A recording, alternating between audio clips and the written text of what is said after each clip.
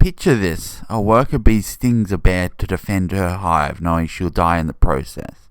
A prairie dog spots a hawk and screams a warning call, potentially attracting the predator's attention to herself.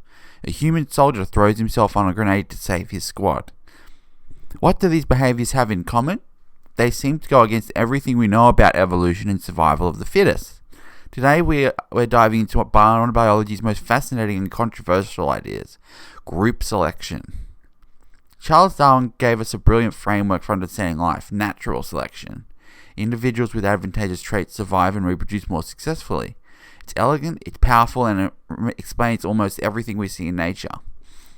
But there's a problem. What about behaviors that help others at the expense of yourself?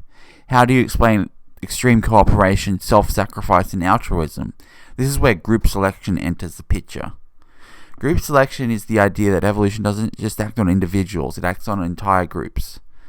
While individual selection favors traits that help you personally survive and reproduce, group selection favors traits that help the whole group thrive, even if they cost you personally. Think of it like this. Imagine two ant colonies. Colony A is full of selfish ants who only look out for themselves. Colony B has ants willing to sacrifice for the greater good. Which colony is more likely to survive a crisis? The selfish colony might crumble as individual abandon ship, while the cooperative colony works together to survive. If colony B's altruistic traits are passed down, group selection has just occurred. Group selection works through three main mechanisms. First, differential group success. Groups with beneficial traits simply outcompete other groups. They survive disasters better, find resources more efficiently, or defend against threats more effectively. Second, group proliferation. When a successful group grows too large, it splits into multiple groups, spreading its beneficial trait like seeds in the wind.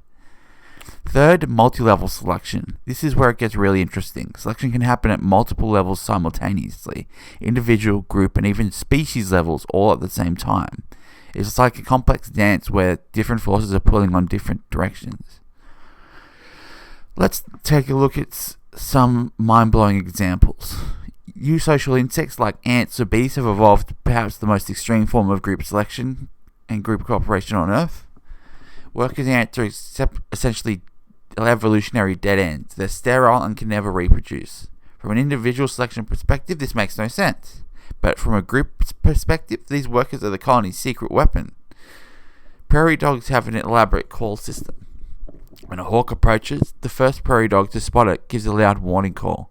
This helps everyone else escape, but also makes the caller a target.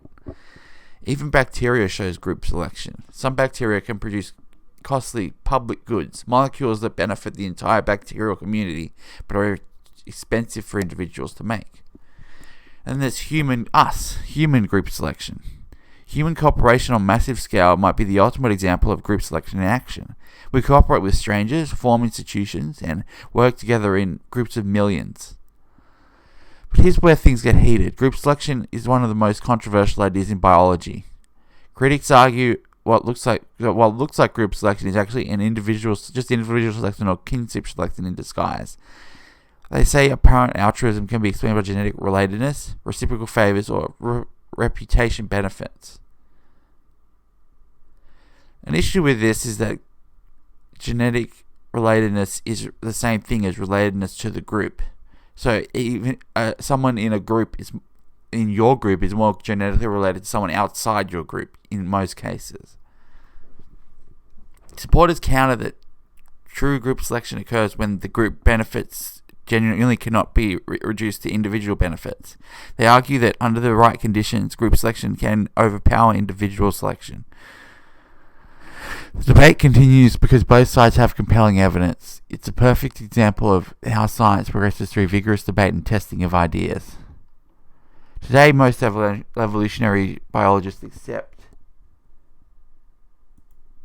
that group selection can occur under specific conditions. The key is that groups must differ significantly in their composition, and these differences must be maintained despite individuals moving between groups.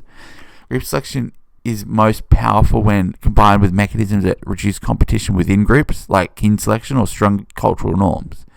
Recent research has found evidence of group selection in everything from bacterial biofilms to human cultural evolution. It's not the dominant force in evolution, but it's definitely real.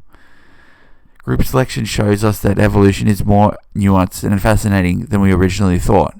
It helps to maintain some of the most reliable and remarkable behaviors in nature, from self-sacrifice of worker bees to the large-scale cooperation that makes human civilization possible. Understanding group selection doesn't diminish individual selection, it adds another layer to the magnificent complexity of life. Evolution isn't just about survival of the fittest individual, but sometimes about the survival of the most cooperative group. What do you think? Have you seen examples of group selection in your own life? Let me know in the comments below, and don't forget to subscribe for more fascinating insights into the natural world.